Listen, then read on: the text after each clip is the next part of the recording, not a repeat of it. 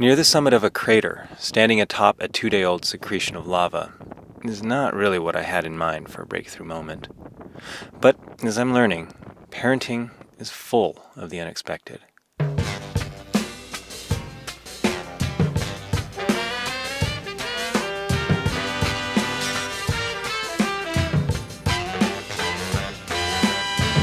The moment had been building over the days we were in Guatemala.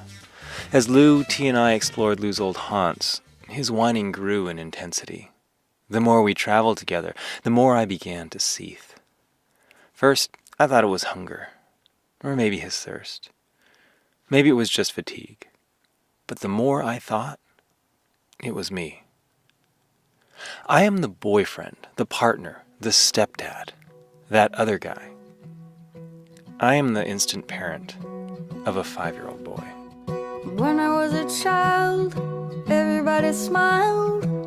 Nobody knows me at all. Don't worry if he doesn't answer, or even look at you, Lou warned me. It's just the way he is. Nobody knows me at all. I had decided we needed a man-to-man talk. Not about him, but about who I was and what I was doing with his mom. The morning after a nearly intolerable day in Antigua, I kneeled beside him in the bedroom and told him I didn't want him to be afraid I would steal his mom. I said I loved her, just as I loved him, and hoped we could be friends. He hadn't walked away yet, so I added, with utter sincerity, for it's the truth, that she loved him more than anything, and I knew that he came before I did. I asked if he understood. Without looking up, he nodded. And then he walked away. What can you do? There's nobody like you. Nobody knows me at all. ¿Cómo se llama tu caballo? Se llama Perucho. ¿Y lo cuidas bien o no? Ah, está gordito. ¿Está gordito? Sí, qué bonito. ¿Está bonito? Sí. ¿Otra traigo?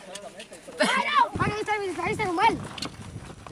Climbing the volcano was an effort, and I've never done an easy day hike with a 5-year-old.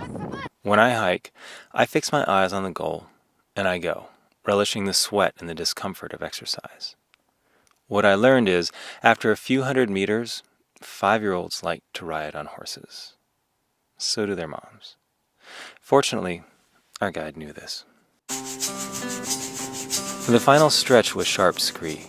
A track of finer rock, almost sand, was cut by tourist feet through dangerously loose blocks. T was having trouble on the eroding slope, and I was growing concerned for his safety, so I asked if he wanted to continue. I felt his investment was essential. I didn't want to drag him along on my trip. I hoped we could go together. He thought about it and agreed, and so we stripped the waist belt from my pack to fashion a sling and set his 40 pounds on my back. Everything had to be fun, even if it's hard work.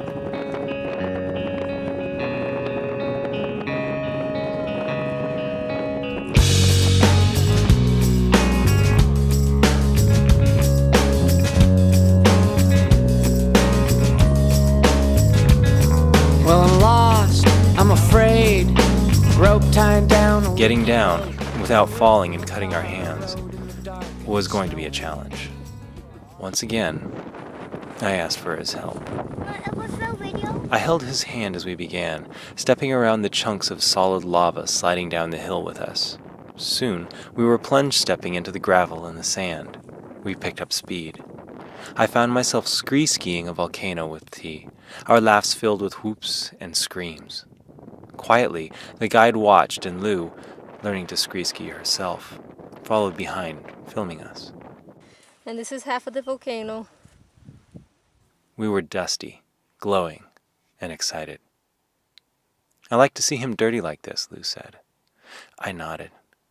I grew up playing outside, in the woods, and have a strong appreciation for being dirty. And I'm glad he likes it too.